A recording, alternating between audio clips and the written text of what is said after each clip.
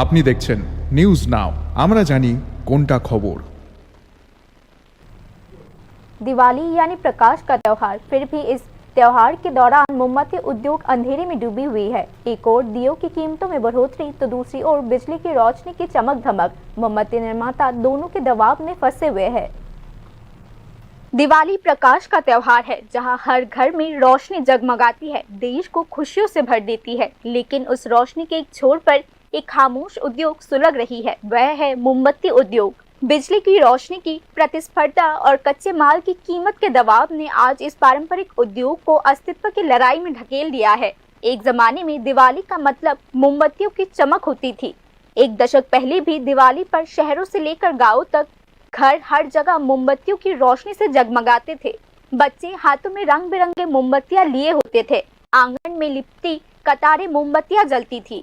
लेकिन अब यह दृश्य दुर्लभ हो चुका है। एलईडीज, फेरी लाइट्स और स्मार्ट डेकोर की भीड़ में मोमबत्तियों के लिए जगह धीरे धीरे कम होती जा रही है। मोमबत्ती बनाने की मुख्य सामग्री पैराफिन और सिट्रिक एसिड की कीमतें पिछले एक साल में लगभग दुगनी हो चुकी है। परिवहन लागत भी बढ़ चुकी है और बिजली के बिल भी आसमान छू रहे हैं। नतीजतन छोटे उद्योगों के लिए पहले की तरह उत्पादन जारी रखना मुश्किल हो गया है।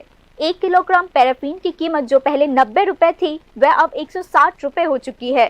दिवाली के बाजार पर कब्जा करना तो दूर, अब तो अस्तित्व बचाना भी मुश्किल हो चुका है। मोमबत्ती निर्माताओं की यही राय है। কেন তো ঠিক করে মার্কেটের অবস্থা খারাপ হয়ে গেছে, করা হবে আমি তো এর বেশি দেখেছি। চাহিদা থাকলেই তো আপনি আমাকে চাইবেন, চাহিদা না থাকলে আমাকে চাইবেন।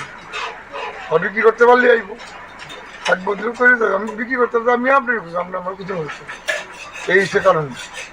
কিরকম চাহিদা মানে কত বছর তো অর্ধেক করতে পারে, আজকে পুরোপুরি অর্ধেকই করতে পারে।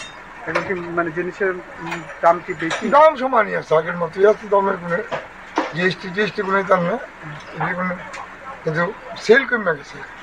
কী কারণে সেল কমছে? মার্কেটের দোকানদাররা করছে বাজারের অবস্থা খারাপ। কতজন কাজ করে? কাজ করে তো অনেক, তো কমাইতেছিল যে আগের যে আমরা 50 জনের মধ্যে কাজ করি, আমার কমাই বলছি 10 জন 20 জন কাজ করি। কী করবো? সেল না থাকলে তো কিছু করার নেই, প্রোডাকশন করে কী করবো? সেলটা কমার কারণটা কি? এটা আমি তো আপনি কইলাম, দোকানদারও কইলাম আমরা বিক্রি করতে হলে আমরা কী কারণে মানুষ নিতে পারছে না, কী কারণে অর্থনীতি পরিস্থিতি, এটা আমার ধারণা নাই। আপনার চাহিদা অনুসারে এবার কতটুকু মাল বেড়েছে? চাহিদার থেকে মাল বেশি আছে, কিন্তু চাহিদা কোনো কম।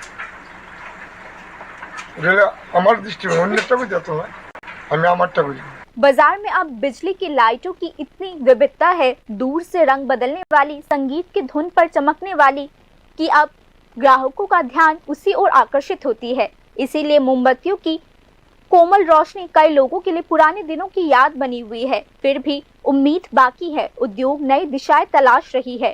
मांग कम होने के बावजूद कारीगरों ने हार नहीं मानी है। कुछ सुगंधित मोमबत्तियां बना रही है तो कुछ डिजाइन बेस्ड डेकोरेटिव कैंडल बना रही है। अर्थशास्त्रियों के अनुसार अगर मोमबत्ती उद्योग खुद को नए रूप में प्रस्तुत कर सके, जैसे कि हर घर में सजावट या उपहार के क्षेत्र में, तो मोमबत्ती उद्योग का भविष्य अभी भी उज्जवल है।